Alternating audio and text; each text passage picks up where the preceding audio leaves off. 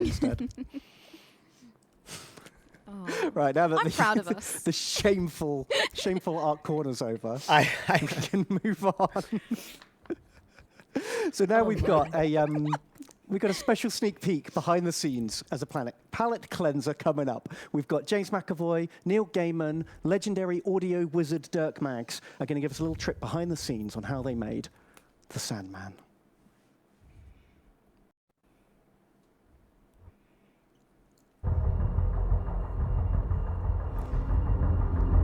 When the first living thing drew breath, he was there, waiting.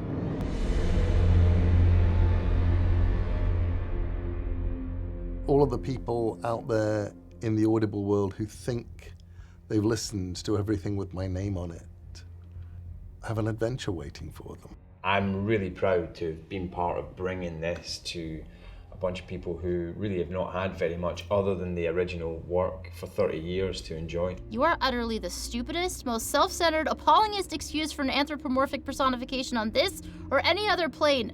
I've been out of my depth before, and something tells me there are sharks in these depths. A name to register under? Put me down as the Corinthian? I read the first comics, I think, when I was 17, 18. It was a really exciting prospect to work on something that was so visual in its initial concept. You know, you've got to get the tone of the character right. It's even more important to get the sound of him right. He's actually in a very vulnerable place, which I think is something that makes it easier for an audience to identify with him, so that throughout the course of the 20 episodes, you feel him coming back into himself more and more. Hopefully that journey is something that the audience can connect with. The wind that blows between the worlds chills me as I fall. Suppose I fail. I cannot bluff demons as I bluffed the errant dreams with Constantine. But I have the punch. I have a modicum of power. And I have hope. I just love the way Neil can merge the real world and this kind of insane world that he's created and put all these different characters from all these different sensibilities all in the same place. Serial killers, Shakespeare, witches. I never knew that medium could do that. It was really exciting to read something where you felt like literally anything could happen. It's kind of an iconic book in the queer community because it was sort of revolutionary in that it introduced non-binary characters and characters that really appealed and gave voice to people that had never really been given voice in that world. Human beings are the creatures of desire. They twist and bend as I require it. I can't avoid the green hair and the face that's half granite. The poet's pen turns them to shapes and gives to airy nothing a local habitation and a name. Technically, that's dying in your sleep, kid. You know, makes you a permanent resident of the dreaming.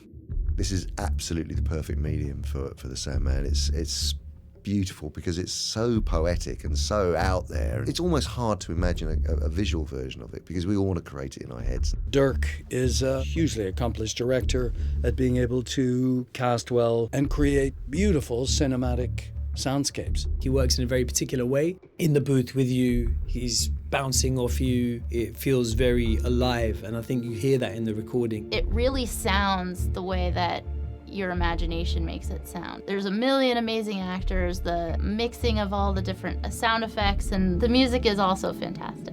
I'm the king of dreams, of everything. Dream the world the way it truly is. Look around you, Morpheus. The million lords of hell stand arrayed about you. What I've tried to do is be inside your head as you wrote them. We're able to put the stuff in that previously only the artist saw. There are bits where we can describe Morpheus in your language, which no one's ever heard before. Yeah. And that's what's terrific about it. And you are, as narrator, are able to put them in your voice. You write with a sort of rhythm, and it really comes off the page, and it reads really, really well. He is Dream, Lord Morpheus, and he must learn to change or die.